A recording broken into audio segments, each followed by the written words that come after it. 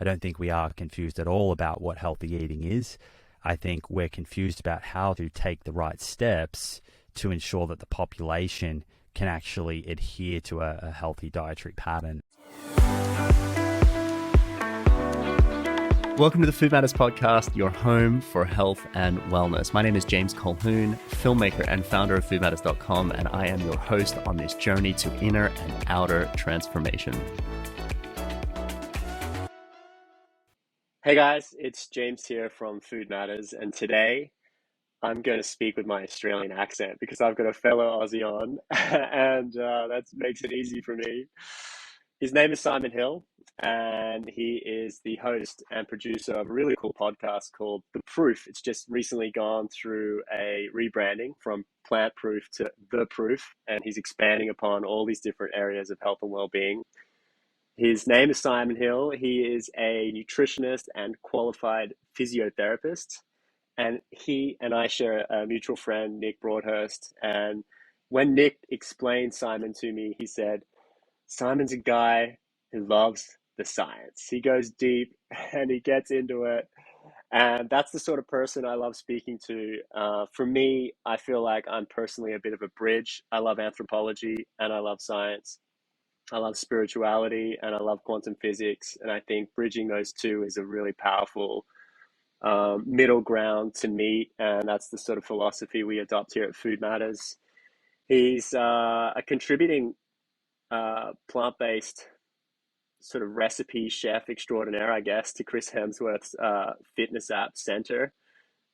He started a restaurant in Sydney called Eden, which sounds epic, in 2019. In 2021, he published a book called The Proof is in the Plants, which was #1 nonfiction book in Australia during its debut week. And super excited to have you here, mate. Obviously, two Aussies, talking about food and health, and it's just about time we caught up and had a chat. I agree. Thank you so much for inviting me on. It has been a long time coming, and as I was saying to you before we got started here, I'm a huge fan of all of your work, so very grateful and appreciative to be able to have the opportunity to talk about many things that I'm very passionate about, that you're very passionate about, and I'm sure the listeners are too. Nice. So first of all, as Rudyard Kipling said, let's start at the beginning. Start at the beginning, he said, which is a silly quote, but it's fascinating and important too when it comes to discussion. Reading into your book a little bit, I noticed that we share a little bit in common. Our journey was inspired by a personal story. Your father in particular was certainly the case for me.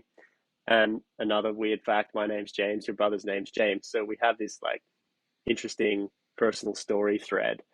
Tell me about what happened for you and how that really shone the light on food and nutrition in particular. Sure. And actually, your accent, which I'd say is a bit of a hybrid accent now, you still have the Australian sort of twang coming through there, but there's a bit of an American accent. It actually reminds me of my dad. So my dad is Australian, but has spent a number of years in America. So he too has that kind of hybrid accent. You're right. My sort of, or the seed that was planted for me to become very, very passionate about health and wellness and about sharing the information that I do to help people clear some confusion and hopefully make better health choices in their life goes back to when I was 15 years old. And this was honestly the first time that I saw what loss of health looked like.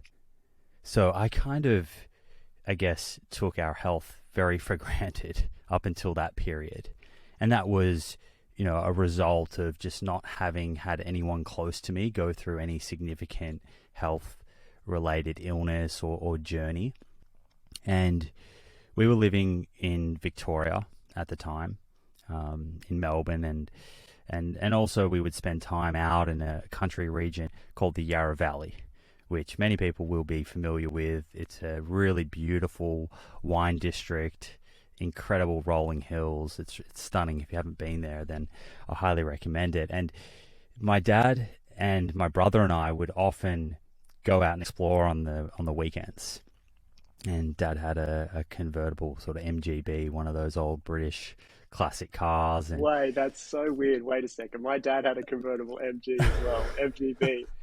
That's so yeah, weird. This is just there you go. okay. Continue. So I mean, yeah, nostalgic, right? Those cars they're just so much fun, and you take the roof off, and they were, incredible days that I look back on with so many fond memories, and it was just father son sibling bonding time, and not so much about drinking the wine, but of course we were trying the wine, and Dad would take us to these little wineries where you could talk to the winemakers and you could get a feel for their passion for the person who's kind of hands on, and really feel the inspiration behind that kind of trade and all the love that they were putting into that.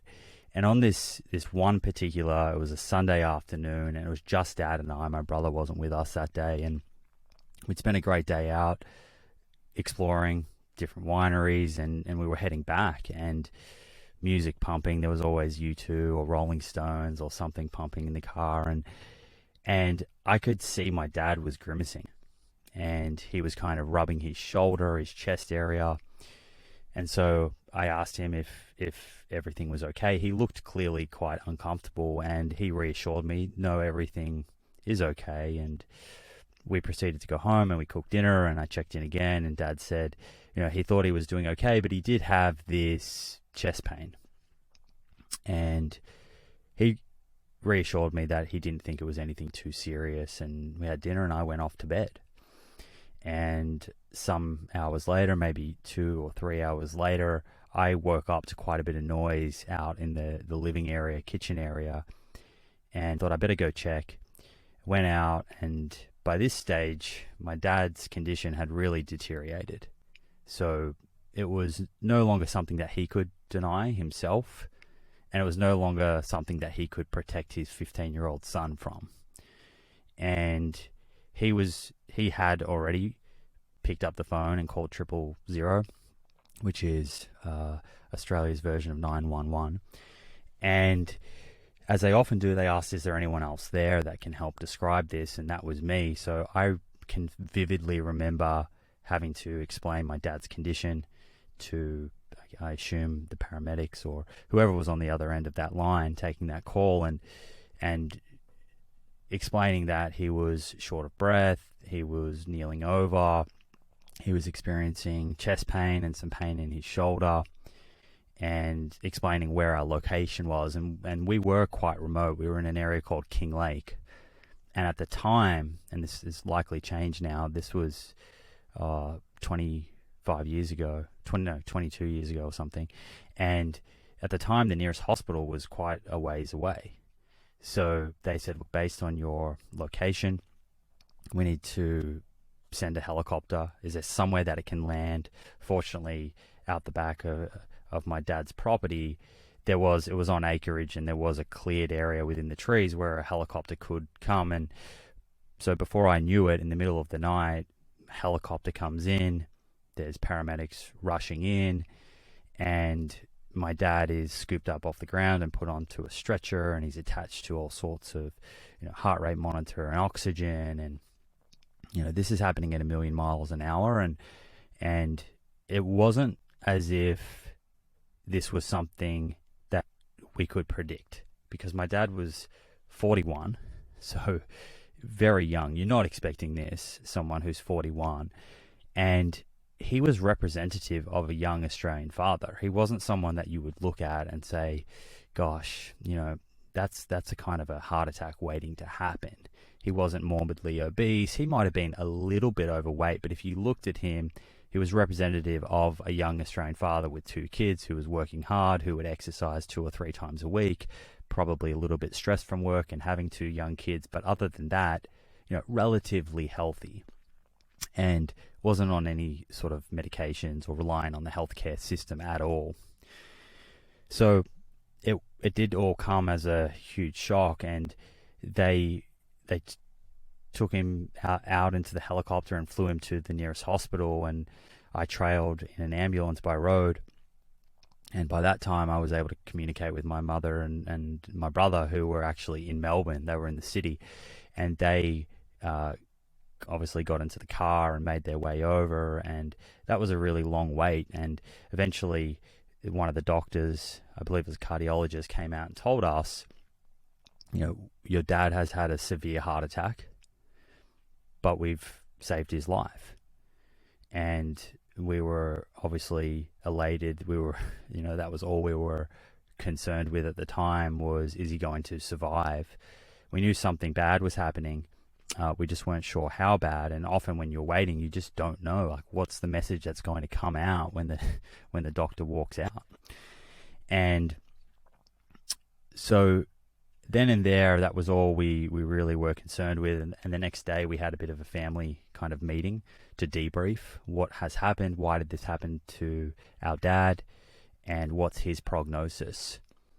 And, we were told that he would be on various medications for the rest of his life.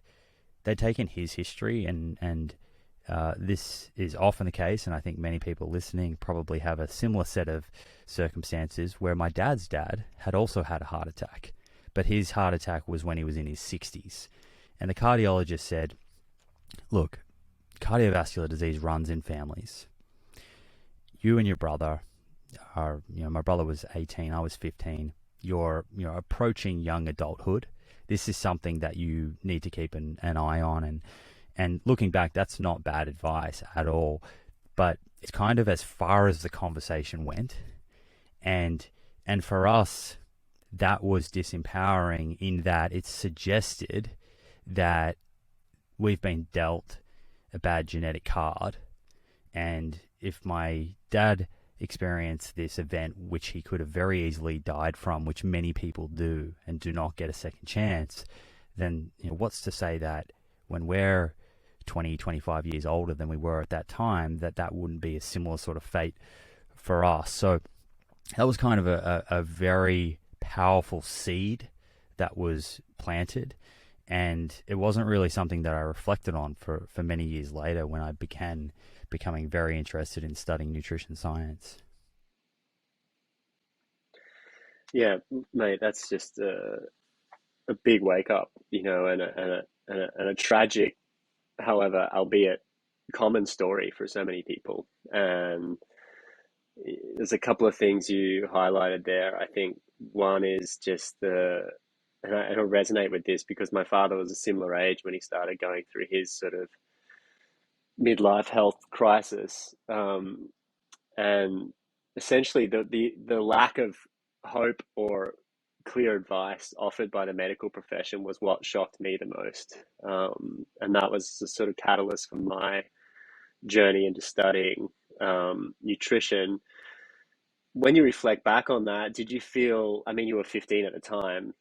Maybe the question is, when you started studying nutrition, did you reflect back on that moment and were you sort of flabbergasted as to the lack of nutrition advice that was given, especially what you know now? Are you a little bit shocked by that? And do you think that's changed much? Yeah, it certainly wasn't something that I appreciated at the time when I was 15. We sort of took that information on board, and then both my brother and I kind of thought, well, it is what it is. If that's our genes, then so be it. We'll deal with it later. And it wasn't like that kind of weighed us down, and for the next 15 odd years we didn't enjoy ourselves. We were, if anything, trying to make the most of life, because hey, how long is it going to be?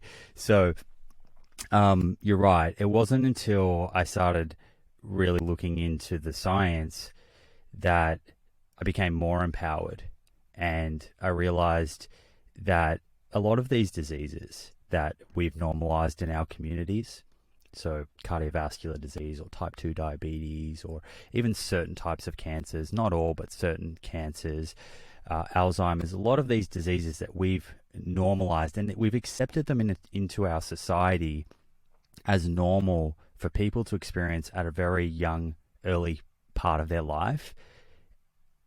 That doesn't have to be the case.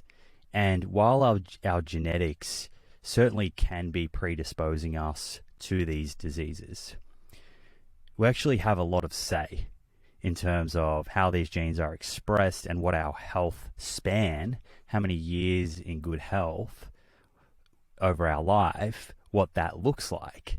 And there is some very interesting research looking at identical twins, and they're almost the kind of best sort of model to look at this. Exact same genes, but if two people go off in two different directions and they navigate their life differently, you have one person who's choosing to eat a diet based on whole foods, not eating a lot of ultra-processed food, is maintaining a healthy body weight, has a good sense of community and relationships, and is not as stressed. Still going to be dealing with stress, but knows ways, tools to kind of navigate that, is exercising more regularly, both aerobic and resistance training, has a sleep routine, or is prioritizing sleep. That person can have a very, very different health outcome to their identical twin that is not making those same decisions on the kind of day-to-day and consistently over decades. And it really looks like about 80% of our health fate is actually determined by the way we navigate through our life. And so even if you have some genes that are predisposing you to, say, cardiovascular disease like I do, well, it's very empowering to know that there's so much I can do that is actually more powerful than those genes, and I can actually have some say. And when you come across that, it flips the script a little bit. For many years, it's a limiting belief to think, well, it runs in my family, and we say that stuff all the time. And I'm not denying that these do run in families; they absolutely do. But by and large, they're running in families not because of genetics, but because families are adopting the same lifestyles. And when you start to look at other places around the world who are living differently to how we live in these industrialized sort of modern societies, you see that people do experience a much healthier lifespan and a higher quality of life for longer, which I think is what most of us are kind of striving to achieve. You would think so, that how we eat, drink, think, sleep, and move, if you really assess how we do that in the West, you would wonder why we live like that. A few things I'm reflecting on as you speak here. Cardiovascular disease, Andrew Saul spoke about this, number one killer in the West. For half of the people that die from cardiovascular disease, their first symptom is death. It's not like chest pains or going to hospital, they just drop dead. So your father's enormously lucky. And there has been a huge normalization, I think, with chronic illness. And this has happened. I mean, I was just listening to a Joe Rogan podcast the other day who highlighted the fact that there were some photos released recently of the 1970s on the beach in America, and all these trim, taut, fit, healthy bodies, and then recent photos of what it's like going to the beach in the US, and it's a sad state that we're in. Even in Australia, this really bronzed, healthy country, there's more and more people sporting these huge, what I call bulbous bowels, like on the ship of in front of a ship, these big bellies, and we are suffering. We've normalized type 2 diabetes, heart disease, cancer, many forms of cancer that are related heavily to how we eat, drink, think, sleep, and move. Tell me, where do you think this confusion's coming from? Like, if we've been sold this victim story, like, okay, if I've got bad genes, might as well just live it up, go down to the pub, have another meat pie, drink a beer. But now we're seeing more of this emergent science saying we are the creators of our own reality. Dispenza and Lipton, dear friends, I love them. They talk about all this epigenetics work and how we have power over our genes. Why is there still so much confusion if we know this already? Well, I think just to kind of illustrate a point here, if say you look back at the 1970s and you see a photo of a healthy population, or even go back 200 years, we know one thing for sure: genetics haven't changed in that period. They don't change that quickly, right? So what has changed? The environment has shifted enormously. And I would argue that it's very hard to be healthy in our current environment. And that the norm is to be unhealthy, and a lot of that is a result of the way that the environment is set up. And we could dig into that. I mean, I wrote extensively in my book about the food environment in particular, which I think has a fair bit to say in terms of how the average person eats today.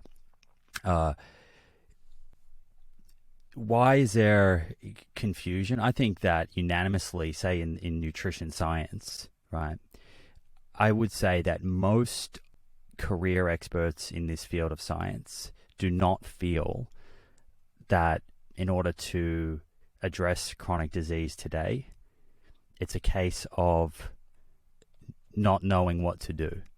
We already know what to do. We just can't do what we know. This is an implementation and action problem, right? A lot of the time I see people pointing to like dietary guidelines and saying the dietary guidelines are failing us. And I understand where that kind of rhetoric can come from. And sure, maybe the dietary guidelines aren't perfect, but we do know from very controlled trials that when people adopt the dietary guidelines, their health improves considerably. Now, something I like to point out to people is that less than 5% of people in Australia or America actually eat according to the dietary guidelines. So it's very hard to say the dietary guidelines are wrong and are responsible. You can set up the best dietary guidelines in the world. You and I could sit down and formulate the best diet and put it on a plate. But if the environment is set up such that people cannot follow those dietary guidelines, then how useful is it? So for me, much of this really comes back to the environment that we live in. And you and I put out a lot of information that I think can be very, very useful for people, particularly people who are a bit more privileged, who have more time, more means, can take this information on board and sort of navigate this environment that is set up for them to fail and sort of make the best of that, if you will. But for the majority of the population, what is really required to have sort of seismic shifts in chronic disease is changes in the landscape. The food environment has to show up differently. The marketing to children has to change. We can't have these ultra-processed food companies marketing to children at the bus stops and sponsoring their favorite sports teams and getting into the curriculum.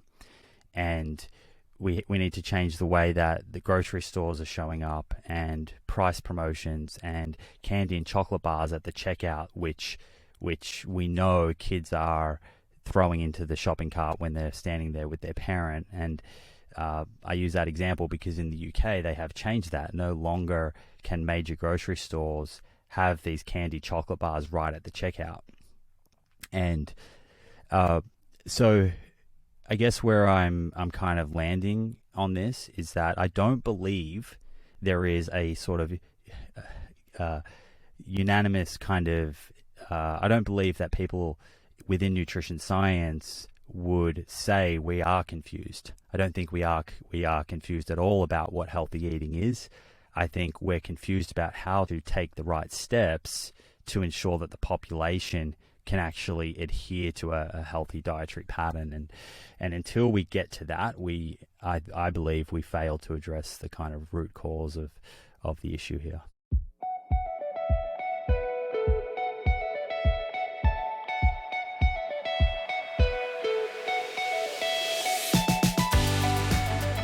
Do you suffer from gut health issues, chronic pain, or irregular hormones, and you just can't seem to find a solution? You're not alone. If you're listening to this podcast, you most likely value your health, feeling good, and want to be able to take the best care of yourself and your loved ones. And why shouldn't you? At Food Matters, we believe that your body is worthy of good care and that no one is more suitably qualified to care for it than you. This is why we have created a world-class nutrition program designed to help you transform lives, including your own. It's called the Food Matters Nutrition Certification Program. Studying nutrition changed my life. It helped me cut through the confusion of paleo, veganism, plant-based, intermittent fasting, and more to experience lasting energy, vitality, and improved immunity. In the Food Matters Nutrition Certification Program, we've assembled the greatest minds, independent from big business interests, to share with you the most trusted research on nutrition and healing, including David Wolf, Dr. Mark Hyman, Andrew Saw, Krista Recchio, Dr. Libby Weaver, Dr. Alejandro Gonga, and many more. So if you want to understand how to heal your own gut, balance your hormones, reduce inflammation and chronic pain in your body, then head over to foodmatters.com/study to learn more and join the waitlist to be the first to know when enrollment opens again. You will not regret this investment in your health. Yeah, it speaks to this idea of, it's like if you focus on solving the wrong problem, then you're not going to solve the problem. This idea of like, well, if we just tweak the food pyramid a bit, or I remember Obama made this approach of let's try a food circle, and Mark Hyman, in the US, he's got this new vegan food pyramid, and then you've got all these emergent sort of evolutions of dietary theory being put into these guidelines, but then it's the environment that's the issue, really, and I totally agree with you there. And I think it speaks to the same idea of this food shortage issue. You've got these big monolithic agrochemical companies out there saying, we have a food shortage issue, we need more GMOs. And we have a distribution issue. We don't really have a shortage issue. We've got a food wastage issue. We don't have a shortage issue. And so that speaks to this same idea that, we should be focused on the environment. But then when you go to focus on the environment, Simon, okay, let's rejig the whole supermarket trolleyology experience. Let's get rid of processed food advertising and pharmaceutical drug advertising on TV commercials.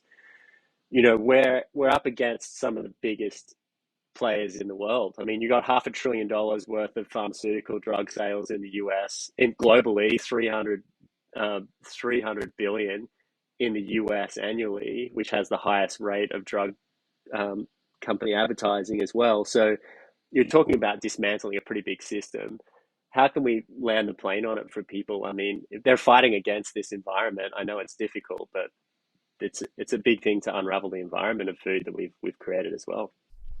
Yeah, I don't want people to get the wrong idea. This is extremely complex. If it was a simple solution, we would have implemented that a long time ago. And there are a number of forces in play that do not want this system to change, right? Because let's be honest, it's not in the interests of their shareholders. And so if you look, for example, and I write in my book about the food industry here, there's a lot of self-regulation, where it kind of appears from the outside that the food industry is taking steps to kind of, say reduce their marketing to children. But a lot of this is just to look, so they look as if they're doing something. And there are studies, for example, it's lip service, right? There is, studies that have looked very closely at, for example, one of the kind of marketing restriction legislations that was proposed to come in Australia, called the Responsible Children's Marketing Initiative. And this is self-regulated by the food industry. And studies have looked at what's the impact of this, and they've been able to see that the marketing to children on TV remains unchanged. If you look at the health star rating, the 5-star health rating I wanted to get to this, and the heart tick, all of it. Okay. It's raw. It's unbelievable. So this health star rating system, the idea is front of pack labeling. The World Health Organization encourages front of pack labeling, and I guess from a high level, it kind of makes sense, like to somehow give people an idea as to how healthy that food is. The problem is, in Australia and many other countries, the food industry was involved in the development of the scoring system and had a very, very hands-on sort of approach there. And I'll tell you a couple things about how this health star system rating work, which will, I think, illustrate, why or how impactful the food industry is here. So, for example, there's no differentiating in terms of the score. And I should say 0 is the lowest score, 5 is the highest that a food can get. There's no differentiating between added sugars or natural sugars. So you can have literally a piece of fruit, a whole piece of fruit that has had 0 processing that doesn't get 5 stars. the Yeah. the the Or honey or yeah, dates. You see them rank quite low, right, right? It's yeah. like, hang on, like, The other one that I find just mind blowing is, let's say you add a lot of sugar to a product, just dump a whole lot of refined sugars in. Well, that's considered a negative attribute, but the scoring system is, it works on what's called a compensatory scoring system. So you can offset that, and you can still maintain an attractive health star rating if you say add some protein in. And so you get all of these very crafty food scientists working in this industry to create the illusion that certain products are healthy. We know they're not. We know how people should be eating, most of the time if they want to achieve good health for longer. And this is just kind of one of many, many ways where the food industry is very much influencing how people eat. And if you look at the current Australian diet, 42% of the average person's calories are coming from ultra processed foods. It's even higher in children. And then in America, it's 60% of calories. So the strategies. almost matches the obesity Right. rate, right? 60% plus obese in the US, Yeah. And they're clearly doing a very good job. There's a study, Kevin Hall is this researcher. He works with the NIH in the States, and he's very interested in obesity. He's trying to really work out what are the primary drivers of obesity. And he ran a study in 2019. His studies are really, really eloquent and highly controlled. So he brings people in to a metabolic ward inpatient setting. So in this setting, as opposed to kind of just telling people what to do and they do it in their home, you can track every little bit of food they eat. You can weigh it and track everything. And he ran this very interesting study. He wanted to see if people are eating ultra processed foods compared to unprocessed foods in an environment where they're told just eat until you're full. You can eat as much as you want until you're full. What is the difference in terms of average daily caloric intake? And if anything, he set up this study to favor ultra-processed foods. What he did is he matched sugar, he matched sodium, he matched fiber, he matched protein, fat, and carbohydrates. So all of these macronutrients and these other sort of elements that affect palatability, he made them the same. The only difference was that one diet was unprocessed, one diet was ultra-processed. Each participant got to do each diet for 2 weeks in a random order, and there was a washout period in the middle. And even though he matched all of those different characteristics and nutrients, when people were eating the ultra-processed foods, they consumed on average 500 more calories per day, right? Jeez, that's a solid amount. And so he and his team, they're unsure of exactly what the mechanisms are, and there's still a lot more research looking into why are ultra-processed foods so hyperpalatable.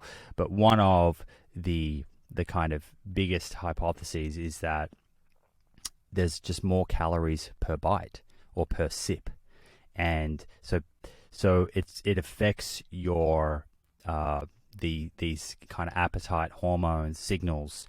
You're able to consume more before your body tells you I'm full. And so if I was to kind of look at, well, what do I believe is driving obesity? I think the fact that 40 to 60% of our calories are coming from ultra processed foods, these foods that they're usually low in three things that contribute to the excessive consumption of calories. And remember, that study matched these three things, but imagine in the free living world where they're not matched: protein, fiber, and water. When you take whole foods and you turn them into these ultra processed packaged foods, they're lower in protein. We know protein is satiating. They're lower in fiber. We know that that's satiating, and they're lower in water. And so it kind of does really make sense when you look at the way our diets have changed. This huge amount of calories coming from these foods at the expense of whole foods, why we're seeing the weight gain that we do. Yeah, it's profound. And also to probably add to that story, there's a lack of nutrients in a lot of these ultra processed foods in general. And that leads to this sort of false sense of the body eating more to try get more, but it's not getting anything from the foods. And that there's a lot of discussions around that in the nutrition space Yeah, as well. there's some guys Um, actually in Sydney who are researching how our body has separate appetites for different nutrients. So you're exactly right. It's, and I think there's a lot more to be learned there, but you're right. Like, it's very possible that if you're not consuming enough of these micronutrients, your body still has an appetite for them. And so you'll still feel hungry in search. Your body's trying to search for those micronutrients. yeah, wow. And I guess, this is a modern story, right? We're eating more ultra processed foods. It's taking out more of the fiber. It's taking out, the proteins, and this is causing us to potentially eat more of that. And then, anthropologically speaking, or looking at traditional diets, there's always this talk about balancing sweetness and tart and savory and spicy and the flavors. You look at Asian cuisine, you look at Thai cuisine, which is tied to some sort of Vedic roots. Look at Indian cuisine. There's this rich history anthropologically of wanting to balance all these flavors using like lots of whole foods. And we get different nutrients from not only different colors, but different sort of taste profiles. And there's a sense of satiation after a meal. But if you eat a processed food meal, straight away you want a sundae or a chocolate or something sweet. There's just this sense of constant craving, and um, I can see that. I can see why that's happening. Let's talk a little bit about diet change. Early on, because I feel like there's still so much confusion. You've found a pathway, and you're like, I'm convinced this pathway within this framework offers, the best opportunity for most people to thrive. And I love that. And I feel like you're not extreme, but you're not also too mainstream. You're like a little bit Buddhist, a little bit middle path, but then you're fairly firm in what you're about, right? You're like, look, it's got to be mostly, if not all, plants, and this is the sort of vibe. But then there's so many different evolutions that have come out in dietary philosophy. Early on in my journey, I was like, you know what, 100% raw food vegan. This is the way forward for everybody, all people on planet Earth. I was going to the Raw Spirit Festival in Sedona, Arizona in like 2009, and people would judge me by how much percentage of raw food I consumed or not. And then there is the plant, the sort of vegan movement, which was partially driven by animal rights, partially driven by health outcomes. And then there's, the old school vegetarian movement from the 60s, which was all about peace and love and tuning into a lot of plant-based cultures around the world. Then we've got like paleo ancestral diets. And then we've got this thing that happens when people change their diet from just an ultra processed diet to any one of these diets. They experience a honeymoon effect, like, wow, I feel great. If people go into a juice cleanse from even a poorly constructed juice cleanse, they feel better than what they did before. So there's all this happening, and at Food Matters, we're very much, I think, aligned in so many ways, like this middle path sort of ground. How does this all overlap? Where does everybody agree? Okay, that's the base point. How have you dissected this, and where do you sit on this sort of dietary sort of landscape field? And is there a path out of this neurosis? High fat, high carb, low carb, vegan, vegetarian, pesco, lacto, ovo. Where do we go from here? Let me explain how I kind of see this. And in the book, I put a percentage, and you sort of alluded to it there, but I do say it's approximate. I think it's very hard to be definitive. While the science is not confused and there is a clear sort of theme or set of characteristics, it's not absolute. And we can kind of discuss why that's the case. So I think anyone who's trying to sell an absolute that this one single diet, this one single macronutrient ratio has been proven through science to be the best and everyone needs to eat like this. For me, when I see that, it's a little bit of a red flag. And it's alarm bells, if I'm seeing someone that's speaking more in absolutes without having some nuance. And I'll come to exactly what I mean by that. But at a very broad level, I think just understanding that we have nutrition science, and that gives us a lot of information to reduce uncertainty, and we can see patterns and trends in these themes. But also, let's just remember that's the typical outcome. That's the average outcome. You and me and the listener are not always representative of the average. So what we can do is we can give guidelines and recommendations and broad themes, and then I like to then hand it over to the individual and navigate, on their own and find the sweet spot for them that leaves them feeling best. Ultimately, something that they can adhere to for a long period of time, right? I know the work that you do, certainly what I do, it's not about trying to get someone to adopt a diet for 2 weeks.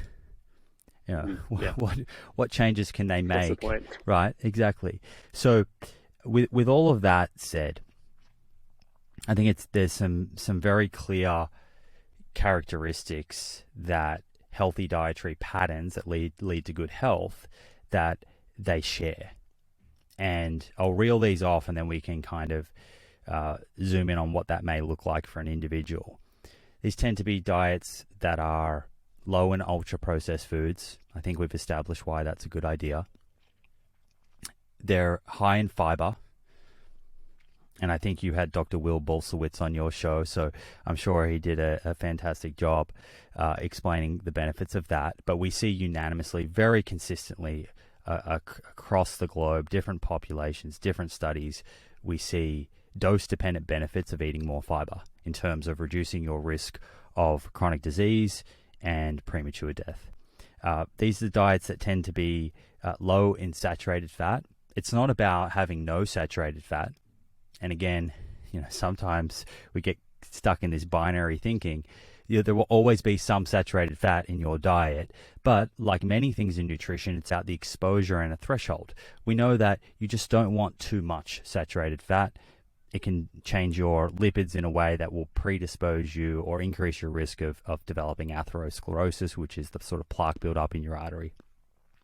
And we want good amounts of unsaturated fats, be it monounsaturated fats from foods like avocado or olive oil, or nuts and seeds, and polyunsaturated fats from foods like fatty fish or nuts and seeds. So if I repeat those, low in ultra-processed foods, high in fiber, low in saturated fat, good amount of unsaturated fats. And if I was going to add one more thing on there, it would be to de-emphasize, where you can, animal protein for plant protein. And that's not about eliminating animal protein necessarily, but we do have a lot of substitution analyses showing that when you swap animal protein for plant protein, there is an improvement in health outcomes. My personal view of why that is the case is that when you are eating less animal protein, and you're eating, for example, more legumes, you do increase automatically your fiber intake and you lower your saturated fat intake. So these are broad themes. Now, what could that look like in terms of a dietary pattern? Well, it could be a well-constructed, nutritionally adequate, whole food, plant-based diet. It could be a vegetarian diet. It could be a pescatarian diet. It could be a paleo diet. It could be a Mediterranean diet. What else could it be? Well, it could be low carb. It could be moderate carb. It could be high carb. And what we see very, very consistently is that this idea of macronutrient ratio being what's going to guide us to good health is an oversimplification, because what matters most is the diet quality, the quality of the foods that you're eating. And so you can do what I just explained, sort of low saturated fat, high fiber, low ultra processed foods. You can do that in a low carb manner. You can also do it in a high carb manner.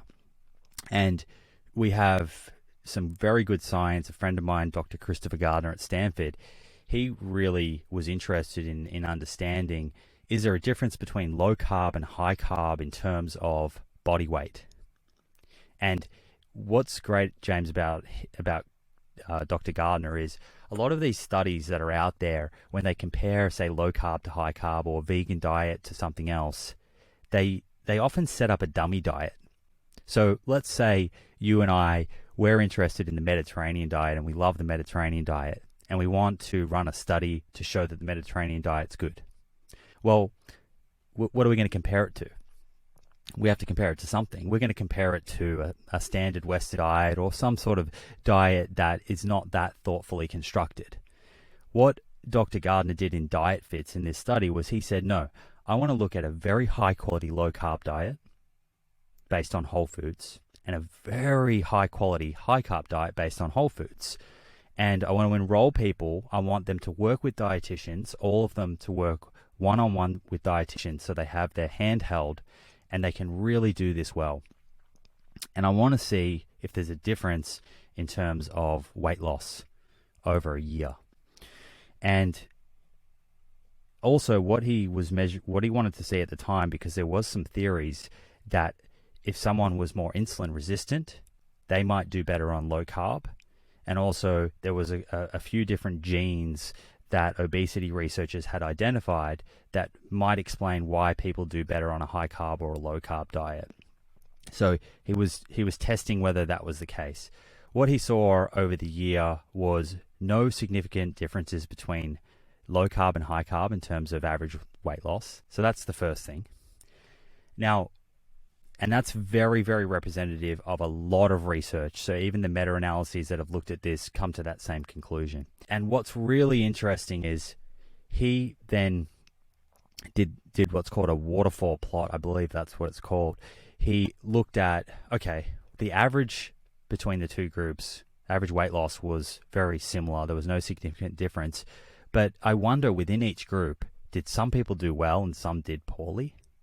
And sure enough, that's what he saw. So in low carb, certain people lost a lot of weight, others didn't. In high carb, certain people lost a lot of weight, others didn't. And the genetics and the insulin resistance could not explain why someone would do well or not.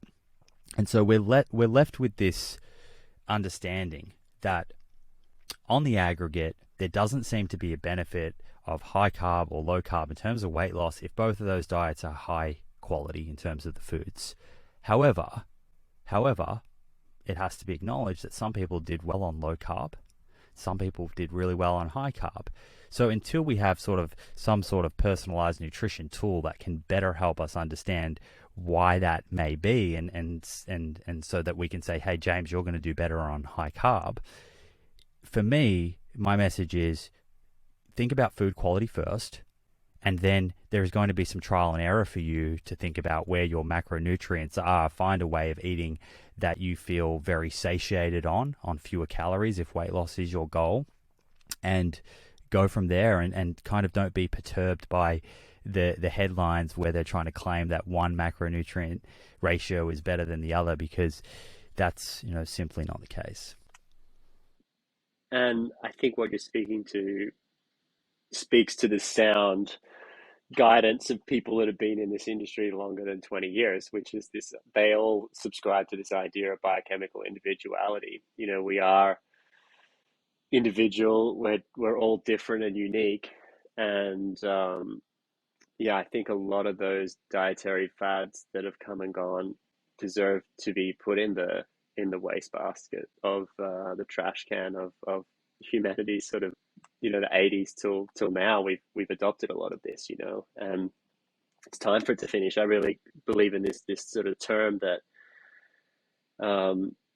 this idea of qualitarian. That's really my approach. How can I be less focused on having it be a certain on my macros, but more about quality? And I think that really brings a lot of sort of nutritional people together. Can we jump to your sort of fifth point a little bit? You said there's four, but the fifth point was de-emphasizing animal protein for plant protein.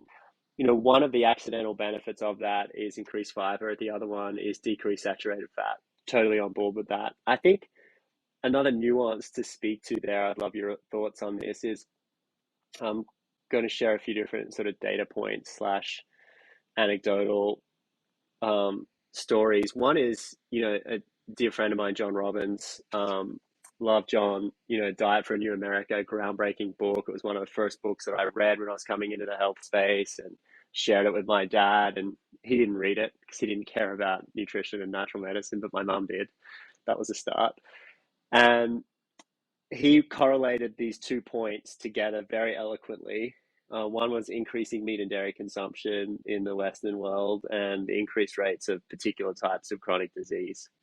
He was correlating those in the sort of late 70s, early 80s, and in Holland and in certain parts of Western Europe, increased dairy consumption and certain types of cancers. So he was like looking at these two together. And then I saw him speak at one of David Wolf and the Longevity Now conferences in Costa Mesa, California, probably in about 2014. And he got up on stage and he said a couple of things that were really interesting to me and it really landed. One was, we're not going to change the world by getting more people to go vegan. We're going to change the world by getting more people to just eat more plants, right? So just that was a big aha moment because I think the whole plant-based sort of vegan movement was hell-bent on converting an entire population, which is a little bit like a religion and more so than a dietary philosophy. The second point he alluded to, which led me to dig deeper into this space, was he didn't correlate specifically the quality of the animal product consumption in those countries with the increased rates of disease or not. And this is where I think it gets interesting and nuanced. The type of animal products we're eating nowadays are more processed, and processed animal products have been linked and correlated directly to particular colon cancer, increases in colon cancer. The next one is that the animals that we're eating these days are factory farmed. They're fed primarily corn, wheat, and soy. The corn and soy have been genetically modified in more cases than not. The wheat has been modified predating genetic modification, which is probably even more dangerous. So these animals are eating these products, and then there's a lot of my sort of friends on that sort of more meat-friendly side of the equation, like the Dave Aspreys or the McCulloughs or the Northrops or the etc., say that leads to an increase in the inflammatory fats in the product, so an increase in omega-9, omega-6, and a decrease in the omega-3. And you're also eating an animal that's, from a sort of maybe a karmic, energetic, spiritual perspective, you're eating an animal that's been enslaved, locked up, given a horrible quality life, and then slaughtered. And, this was the primary reason why John walked away from essentially $1 billion inheritance at Baskin Robbins in the US, and because he saw the pictures of the cows on the back of his dad's Baskin Robbins stores in these sepia toned beautiful fields, and then he would go to the dairy farms in California. He'd be like, this is atrocious. So we're making meat a villain, but there's two parts of the conversation here, right? We've increased our poor quality animal product consumption in the West without any doubt. Frankfurt's, processed sausages, processed meats and salamis, and we've made these animals. We fitted them into an industrial process that makes them sick and unhealthy and high in inflammatory oils and fats, which causes inflammation in the body, which is a systemic process, which can lead to so much disease. How much of it do you think, based on your research, is actual animal product, or is it the quality of the animal product? Because you speak to this qualitarian idea. I'd love if we could unpack that a little bit. Okay, there's a lot in that. The first thing that I would kind of say, and maybe push back a little bit on this, but this would require a very long conversation, is I'm not sure that omega-6s are inflammatory. And I just had Dr. Bill Harris on, who is arguably one of the world's leading researchers on omega-3 and 6 fats. And we kind of deep dived this idea that omega-6s are inflammatory. And I think that the clinical intervention studies where they're feeding people lots of omega-6s quite clearly show that the body actually buffers the amount of, say, arachidonic acid in your body very, very well. And there's a number of trials now showing you can feed people lots and lots of seed oils or omega-6 rich foods, and you do not see an increase in inflammatory markers, which for me shocked me, because obviously for a long time, that was kind of something that I just had heard so much that I'd accepted it. Yeah. So I And think that omega-9, did that come up in the discussion or the Omega 9 ratio? didn't. Omega 9 didn't come up, Okay. but the ratio did come up. And his view is that the ratio is actually not that important. Where the ratio perhaps historically has been, say, associated with poor outcomes is because omega-3 intake is too low, not because of omega-6s. That's his view, and I think that there's some pretty comprehensive evidence to support his position there. And I do understand that Dave Asprey and the likes often talk about omega-6 as being inflammatory, but I will say that I never see them present any good evidence. It's a lot of, for me, it's just a lot of tweets and posts on social, but without studies to support it. And so I would push back a little bit and say what I'd love to see from them is some evidence to show that omega-6 consumption increases inflammatory markers. And there are over 200 inflammatory proteins that you can measure. So if it's as simple as eating more omega-6s dials up inflammation, then there should be evidence of that, or a laboratory, a kind of clinical research team should be able to do that pretty easily. So can we just jump on one thing there then quickly while we're going here and unpacking this? There was a consistent understanding that we're not consuming enough omega-3. So let's just not say, okay, omega-6 is inflammatory, omega-9, we don't know. But then the 3, if we're low on that, that's not great for inflammatory markers, right? Yep. Yes. Okay, cool. And so these products in the industrial meat consumption are generally lower in 3 because they're not eating the foods that would create that environment. Okay. Yes. So that would be correct. I would just want to highlight that even in the omega-3 content of, say, red meat, even if it's like grass-fed or regenerative, from what I've seen, is nowhere near enough omega-3s in order to get to adequate intake, and is like a fraction of the omega-3s that would be, say, in fatty fish, which you need, if you're looking to get your omega-3s through fatty fish, it's a couple of pieces of fatty fish a week. It would take a lot more regenerative beef to kind of hit that level. So I think you're right. Relative to, say, factory farmed meat, regenerative beef would be higher in omega-3s. But if you go in and look at the absolute amounts, they're both so low that there are so many better options for getting omega-3s that it kind of, for me, becomes a little bit irrelevant. So I would agree that there are some differences in terms of, say, the fat profile of these meats. How much that affects outcomes, I'm not sure. But one thing that I think is really important to reiterate here is that none of this meat is likely similar to what was consumed, say, 1,000, 10,000 years ago. And the work of Lauren Cordain in particular, even Herman Poncer, who's an anthropologist, and if you haven't read his book, I'm sure you'll love it. It's called Burn, and he's incredible. He's lived with the Hadza, he's lived with a couple other tribes, and what is very clear from his work and Lauren Cordain's work is that even the highest quality meat today is much higher in saturated fat than many of the types of meat that our ancestors would have been eating.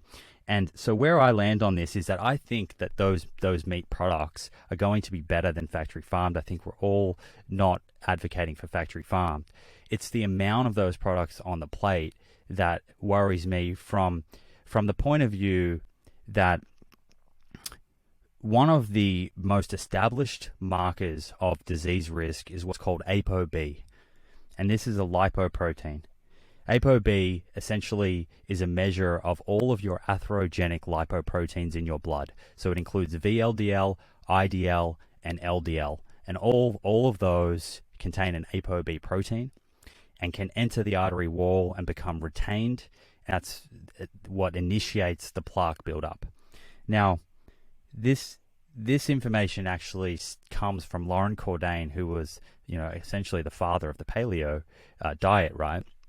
He has a study, I'll send you it, where he explains that the optimal LDL cholesterol level is about 70 milligrams per deciliter.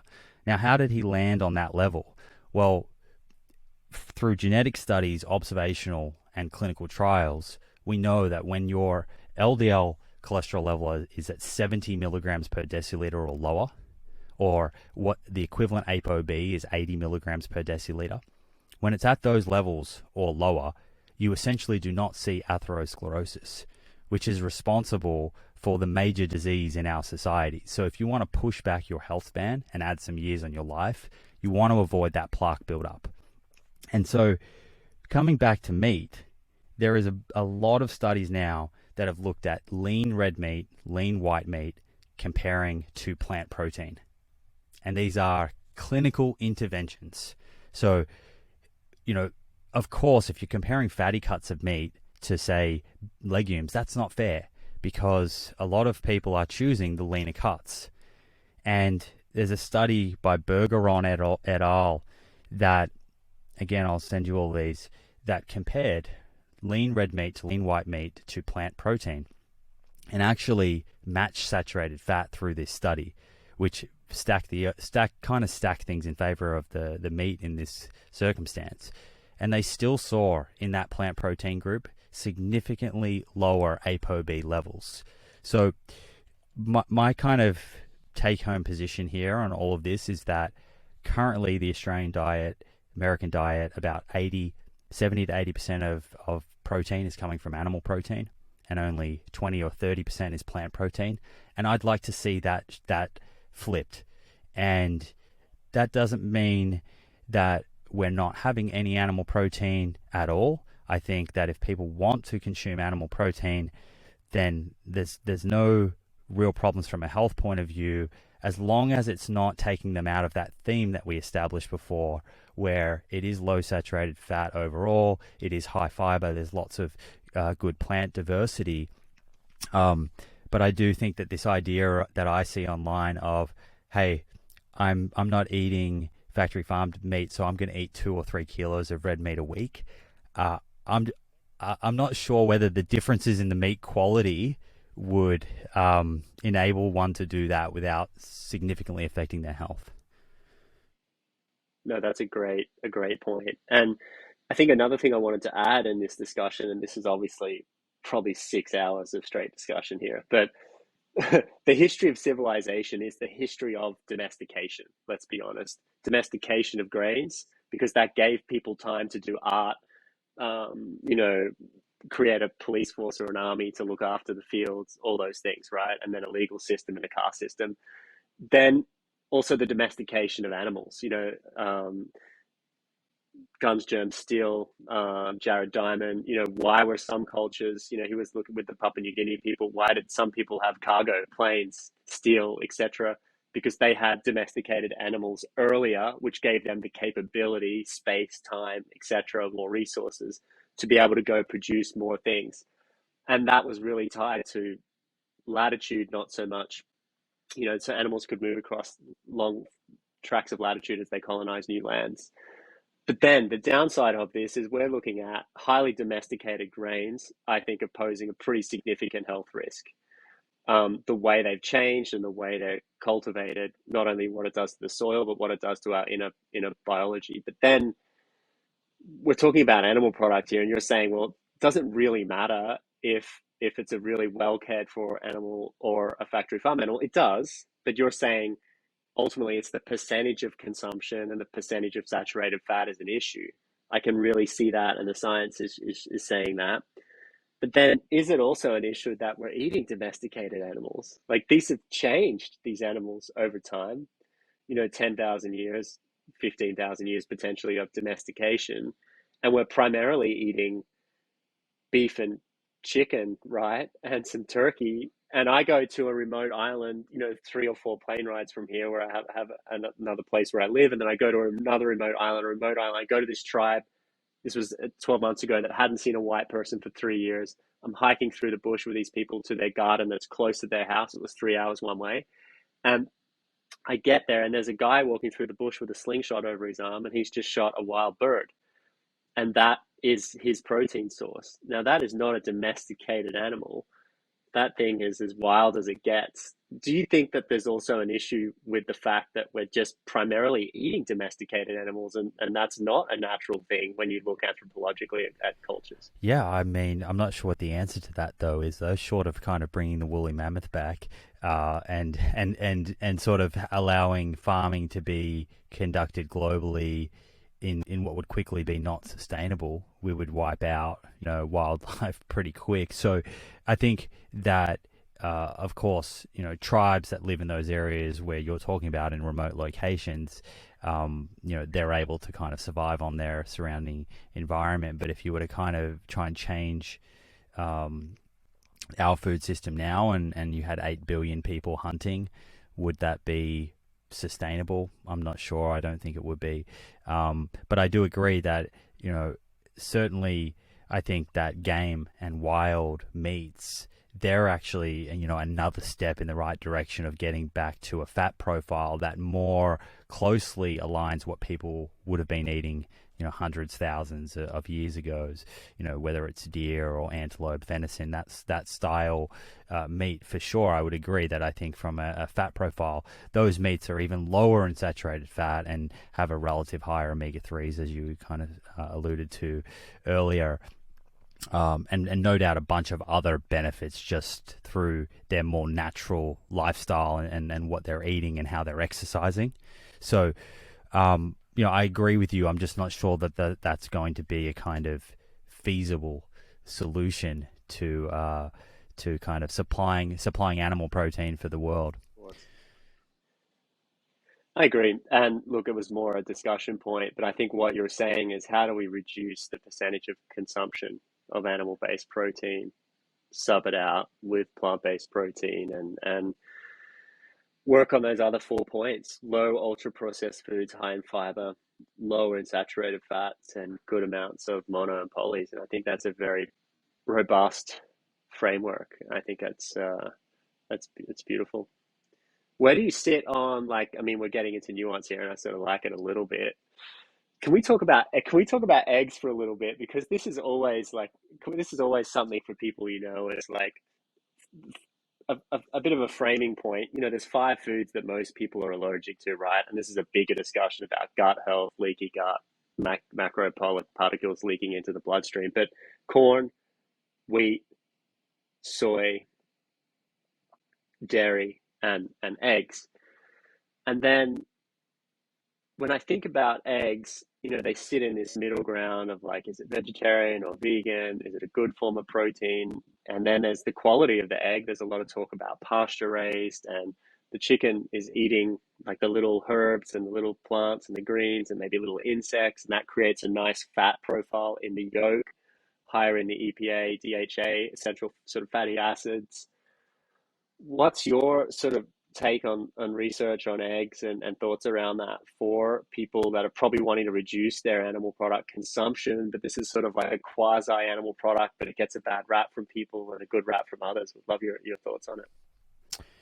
Yeah, and you raised the word nuance, and I'm glad that you brought that up, because there might be people listening that are thinking, just tell me what to eat. And I get it. The absolute message sometimes can be easier, right? But in reality, nutrition science it's not absolute. Any food that you ask me about, I'm going to say it depends, pretty much. Other than, I mean, even in the case of ultra processed foods, I could say it depends, because if someone else has no other food to eat, it's going to be better than nothing. Depending on someone's food security. So in the case of any food, it depends. And I say that because we all need to be thinking about, okay, well, what exposure? Are you talking about 1, 2, 3 eggs a day? Are you talking about 10? Are we talking about 20? Compared to what? If someone's eating those eggs, what are they displacing? So what have they removed from their diet, or what could they be eating instead? Within what dietary pattern are we talking about here?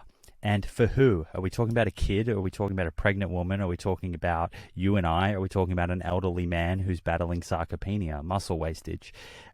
So I hope that kind of illustrating that people can appreciate that this idea of just throwing out a food and saying good or bad is hard. straight away. I love it. I love it so much. We're so aligned. This is so perfect. So, yeah. What do I think about eggs? Well, I think that anyone who's out there saying eggs are poison or you can't eat eggs, they're going to kill you, I think that that's misguided. And at the same time, I think people saying that you can just eat as many eggs as you want and they don't affect cholesterol levels, for example, I think that's also misinformation. And we have to come back to who is the person. So I would say if someone has healthy lipid levels, right?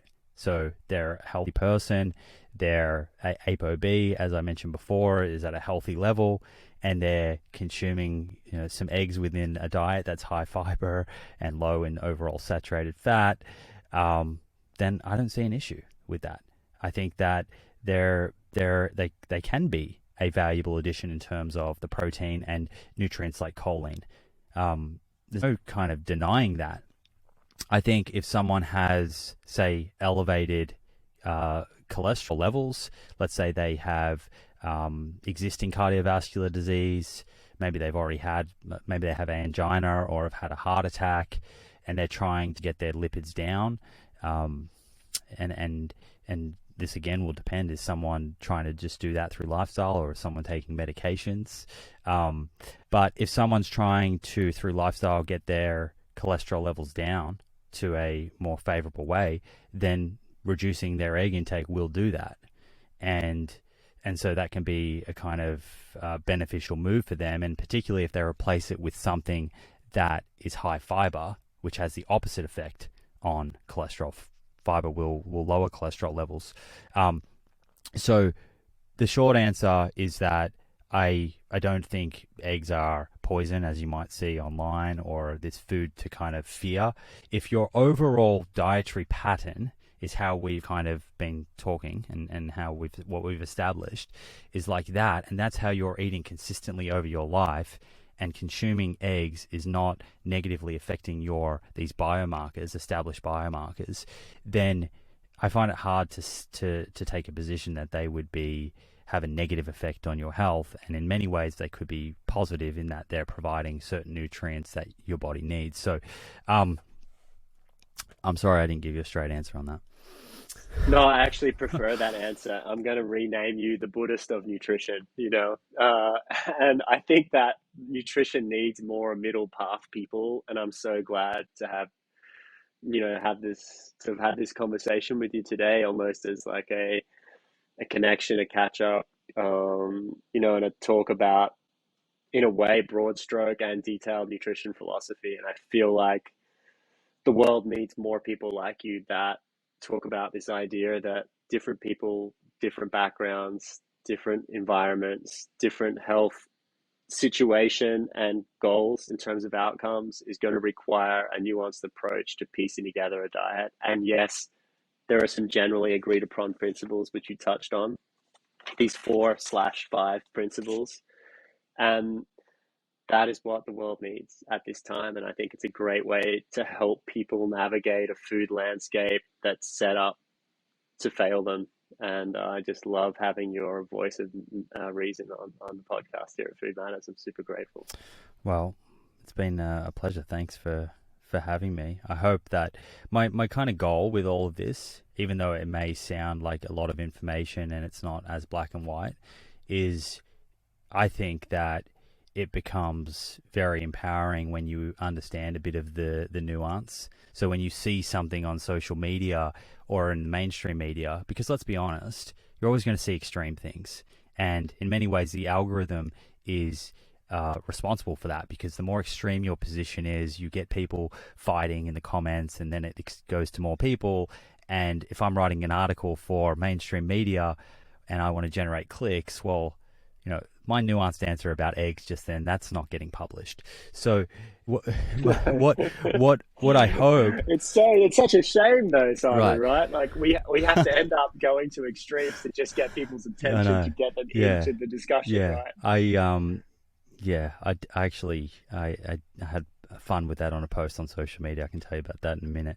But overall, the aim is just to essentially, when people understand this, and I think that listeners are very smart, they want this information, and when they have it, then they come across these headlines, these changing narratives, and they don't get derailed.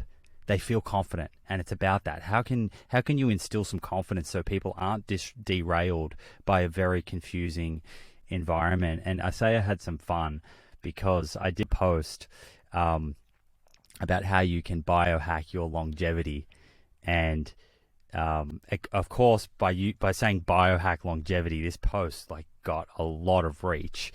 But my tips were very basic lifestyle tips, and I think it got a few people laughing. Nice. I love it. So people can follow you at Plant Proof, is it? Or just The Proof now? Have you got a new handle there, or it's the same handle? Instagram is just my name, so at Simon Hill. That one's pretty easy. And the podcast is called The Proof with Simon Hill. So if you have found this useful and you want to hear from me more, then I'd love to have you over there. It's awesome. And I'd love to continue our discussions and collaboration. I'd love to meet with you in person sometime and discuss how we can keep facilitating the expansion of human consciousness through what people eat, how they think, and how they live. Super on board with that. I think the world is ripe for disruption. As Marianne Williamson recently said in a talk, she said, right now we're acting as death doulas for the old paradigm, the Newtonian paradigm, and we need to carefully let an old idea die, that we are this sum of parts, extracted, mechanized human as part of a mechanized industrial process. And we need to give birth to a more energetic understanding of how we live and interact on planet Earth, which is more of this idea of Tesla's thing, which he said, if you want to understand the universe, understand energy. And I think that food is energy. It's an energetic parcel from nature. And we're really sitting in the middle of this giant shift in consciousness that could unfold in a really rapid succession of events, or it could take time. But I'm grateful to be here with you, being death doulas and birth doulas at the same time, and love your middle ground Buddhist path on nutrition, which encompasses science and non-extremism. Thank you, my Very friend. cool. I've thoroughly enjoyed this. I thought it was a really, really nice conversation. So thanks for inviting me, and let's stay in touch. Maybe we can catch up with Nick. That'd be great. To eat. Sounds fun. Have a beautiful day. Thanks for your time. You too. If you enjoyed this podcast, please share it with your friends and family on social media or leave a comment below. We love hearing from you. If you want to find out more and sign up to our podcast to make sure you don't miss an episode, head to foodmatters.com/podcast. And I look forward to seeing you next time.